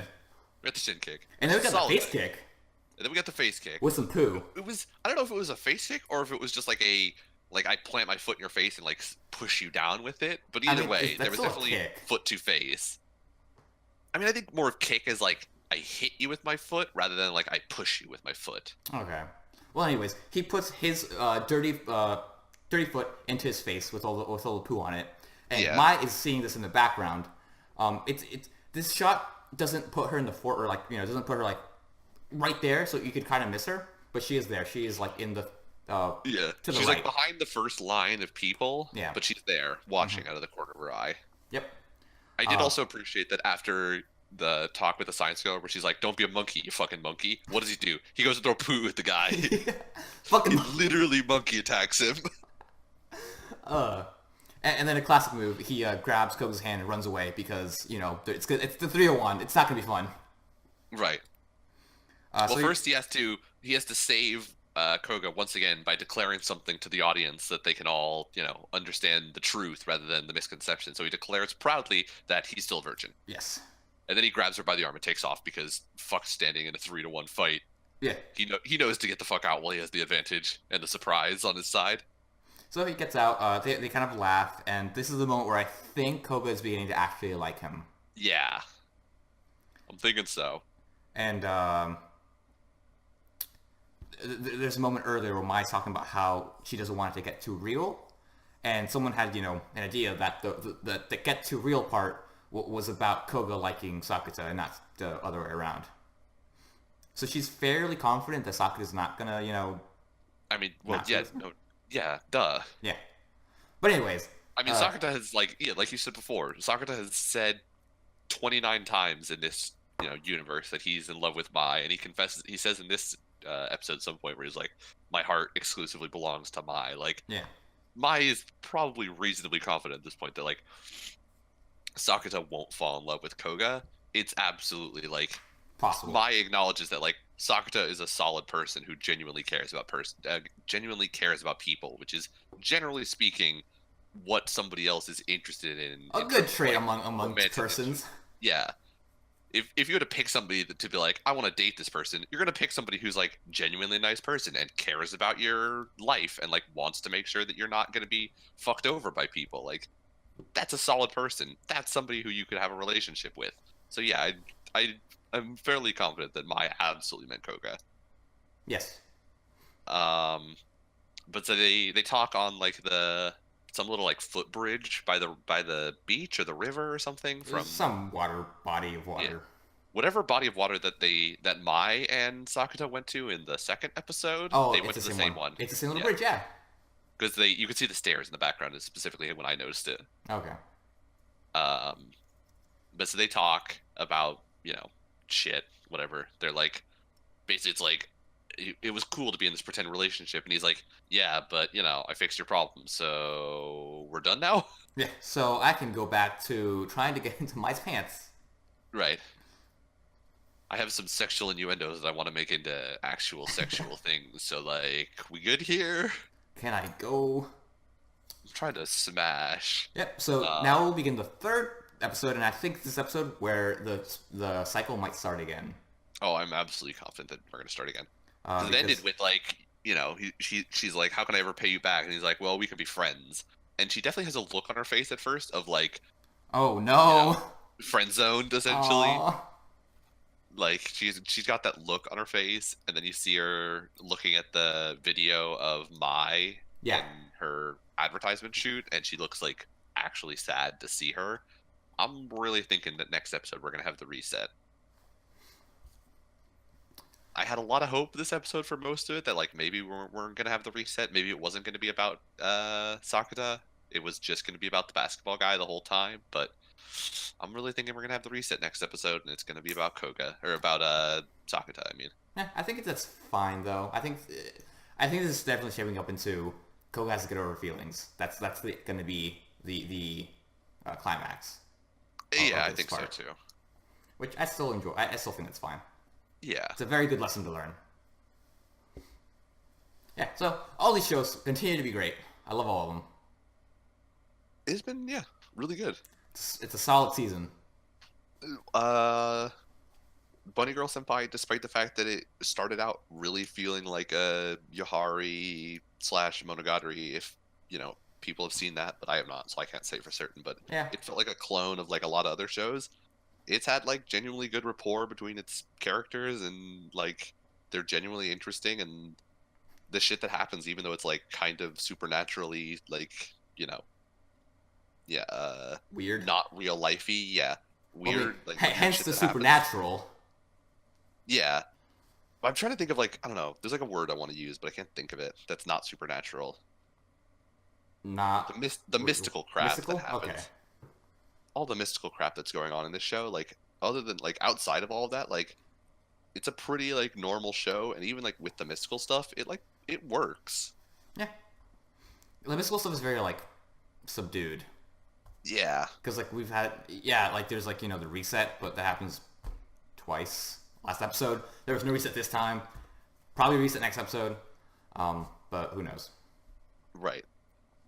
The one thing that did annoy me a little bit in this episode was when the first time that Sakata and like scientist girl are talking, Futaba, the first time they're talking, she essentially says something to the effect of like Koga doesn't realize that she is the reset button essentially.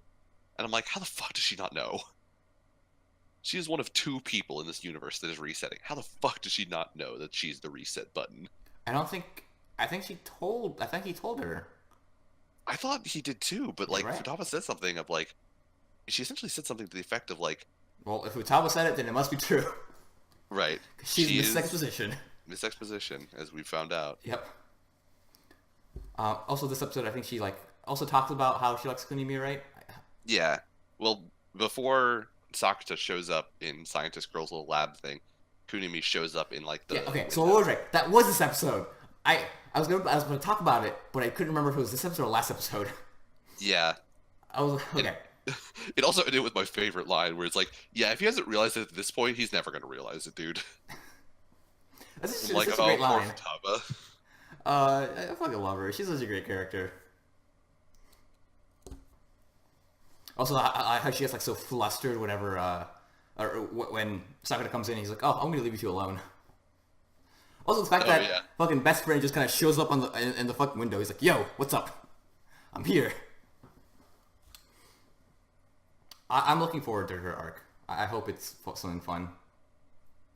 Okay, so this is what they were talking about with Koga. They're talking about like how she's essentially rolling the dice every time that she resets until she finds a timeline that she's happy with, and so she doesn't need to keep resetting it. But then she says she's not. But then who says this? Sakata says, "Oh, but she's not aware of it at all." To which the scientist replies, "If she was aware of it, that is, that'd probably make her a real demon." So I'm like, I don't understand. Does she understand that she's the reset button? I don't- Like, does she understand that she can consciously reset the timeline? I don't think she can consciously do it. I think is the thing. If she feels a certain way, that's when time resets. So, like, if she becomes heartbroken, that would be like the reset trigger. Well, I mean, I think we obviously don't know enough about Yeah. how it works, but like from their conversation, which again, Miss Exposition, so it must be true. it seems to be like any time that the timeline doesn't have an outcome favorable to her, she resets it. She re-rolls it to see what else she can get as a result. But I don't think she can do it like on her Right, but own. that's the thing. She doesn't know that she can do it, but they're saying that if she did understand that she could do it, that would make her the real demon. Because Yeah, then she could continuously reset the timeline to know all of the futures. yeah. So she's missing that one piece, is that she Right. doesn't know how to do it. I think that's. I don't think there's anything that like breaks the logic of the plot. Okay. Because I still think it's just she can't All consciously right. do it. She is the reset trigger, but she Uh-huh. doesn't know how to like use it. She knows that she can do it, but not like how to do it on her own. Okay. I guess I'm just overthinking this. Which I think might happen next episode, where she figures out how to do it. So she finds a timeline where she gets with Sakura. Who knows? Well, Who knows? yeah, maybe we are overthinking this. Maybe she just doesn't fucking know and just does it Right. because she feels like it. Maybe we're just we're really reading into this one line. We will find out next episode because I'm pretty sure the next episode is the end of this arc. I think so. It'll be the third episode of this arc. So Well, and it there's is 2 more arcs, and so 3 more. 3 Wait. more. No, 3 more. 3 How more. many episodes is this show getting? 12. We only have 6 episodes left. Well, technically 7 with this next one, which will end the arc. Because at least according to the title cards, it's Petite Demon, which is this one, Logical Witch, Mm-hmm. Siscon Idol, and then House Sitting. So That is 3 arcs. 3 more. Yeah. I don't know. I mean, unless they're going to shorten it to 2 episodes an arc or double up at some point. Like, I don't know if 12 is enough to get through all of that. who knows? We also have the movie that's coming out in 6 months, 4 months, Right. 3 months, 2 months. The movie may be one of them. Maybe we'll only do 2, and the movie will be the last one. Oh, possibly. But after that's done, then we'll have 2 more volumes to. There'll be 2 more volumes that aren't Yeah. adapted. Only 2 more volumes of the light novel, which is currently being released. I do not know how often it gets released, so I have no idea when we will have, another 5 volumes that they're adapting into 12 episodes. So I don't My know when guess? we'll get Never. Yeah, probably never. I don't think there will ever be a second season of this, unfortunately. The movie's going to end on a cliffhanger, and the author's not going to keep writing. Can you Yahari sense special.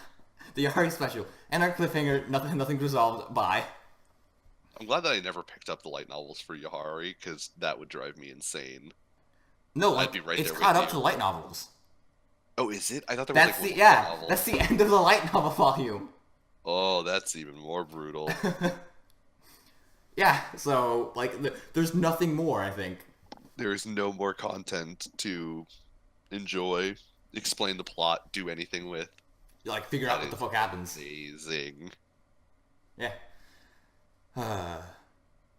So that was these shows. I don't know what else to say. I'm enjoying them. Go watch them. Yeah. We picked 3 winners for the year and 1 loser, but we cut it early enough that it doesn't count. That was a loser. That was a loser. Jesus loser. Christ.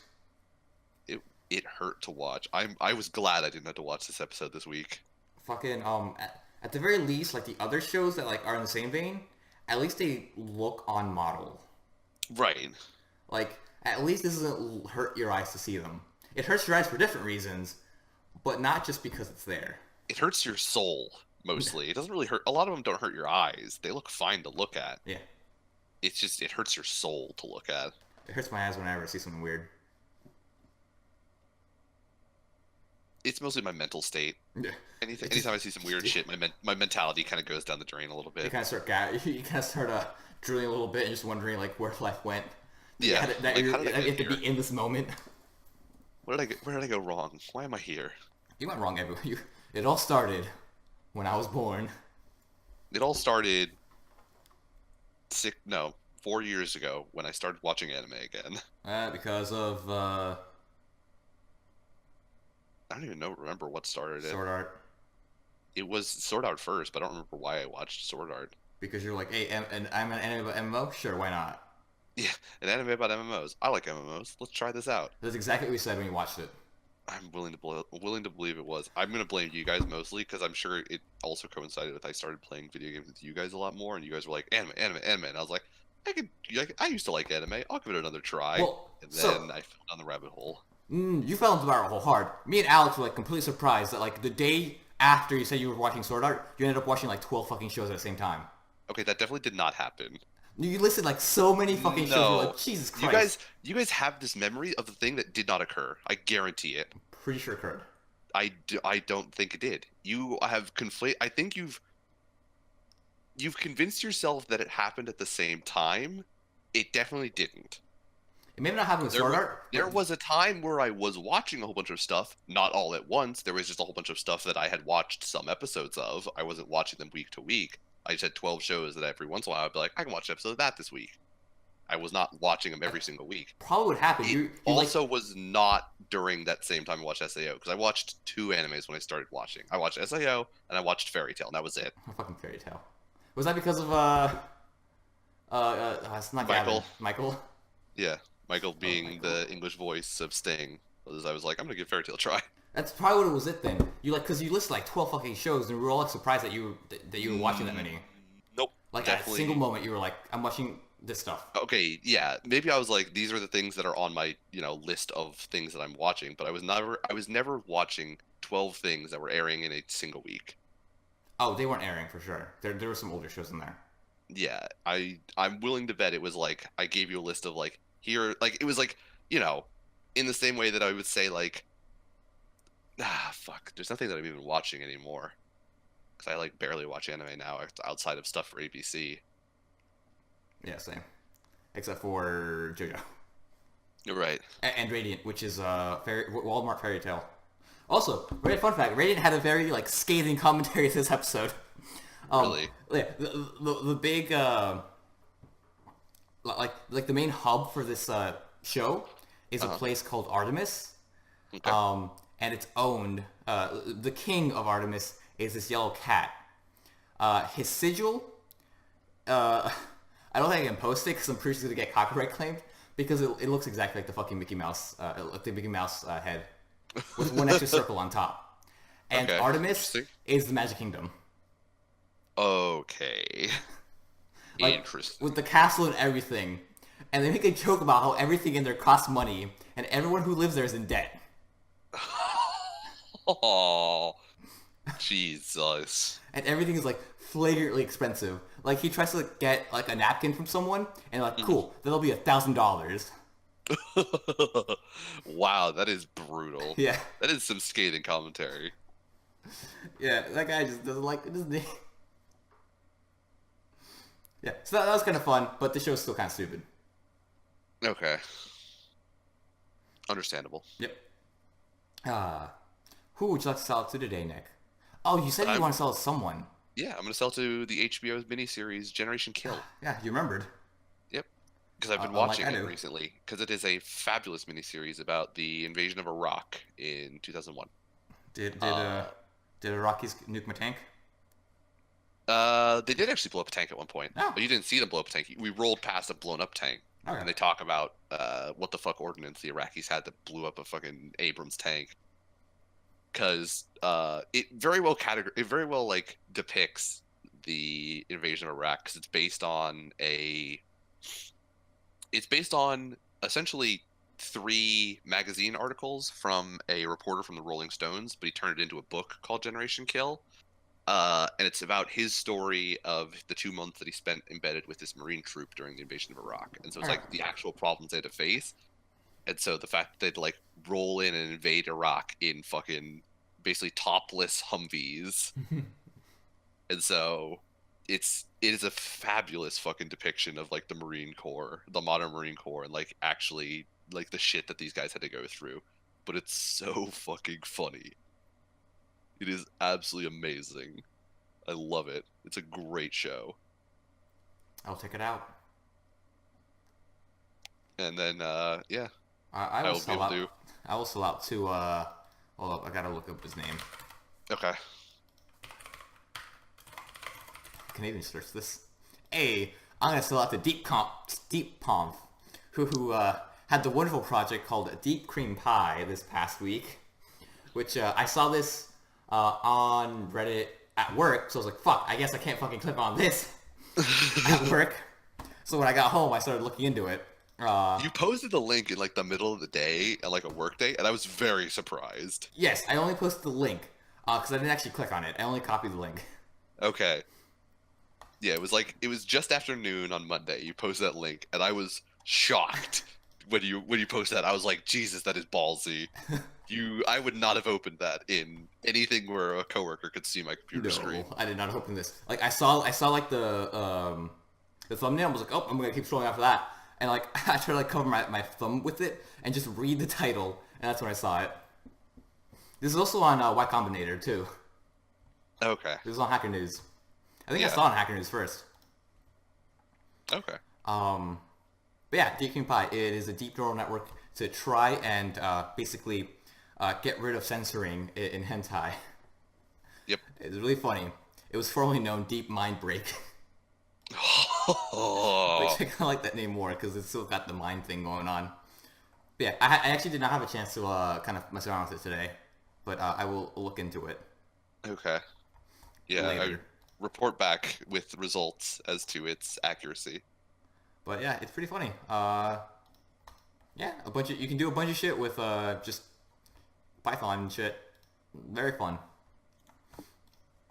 There you go. If you want to decensor hentai or are interested in neural networks, I guess you have to learn how to do whatever else you want to teach a computer to do yourself. But for the decensoring hentai thing, there's a thing for you. Yep. Which, I mean, if you're listening to this anime podcast, you're probably very interested in the ability to decensor hentai. So go get some. I mean, the only thing I ever did was oh yeah, I think I told you about this. This is like the closest thing that was ever to like some like I guess closer research work where I had to like figure out how to tell how to take like certain segments of a wavelength and find out what genre that song came from. Okay. Yeah, so I would take a song, you did like calculation on it, where it would become like little segments of basically a note. It was, I forgot what it was called, an MPCC, I think. Yeah, like an MPCC. Okay. You'd have an array of these, and then you basically what my program would do is take this, information and try to figure out and try to categorize it into a genre. Okay. It did not work very well. I mean, yeah. It's really Because hard. if you're just taking note lengths and positions on a relative scale, there's a lot of notes. There's a lot of like overlaps. You have to look for general genre trends, and then that becomes very difficult unless you know exactly what you're looking for in specific instrumentation. No, what I did is I took I think 30 seconds from the song. Where's the 30 seconds? No, I think I normalized the data. I didn't take I normalized the data by averaging some of the values. I didn't take the standard deviation, which kind of fucked with my data because if you average a bunch of shit together, it's gonna come out to one value. So that kind of fucked with it a little bit. And I actually wrote in the paper about how if I wanted to be more accurate, you could probably use deviation, and it'd probably help you out a bit more. I think I used what did I use? I used support vector machines, which would take. Oh my god, I completely forgot what they did. Anyways, I took that fucking data.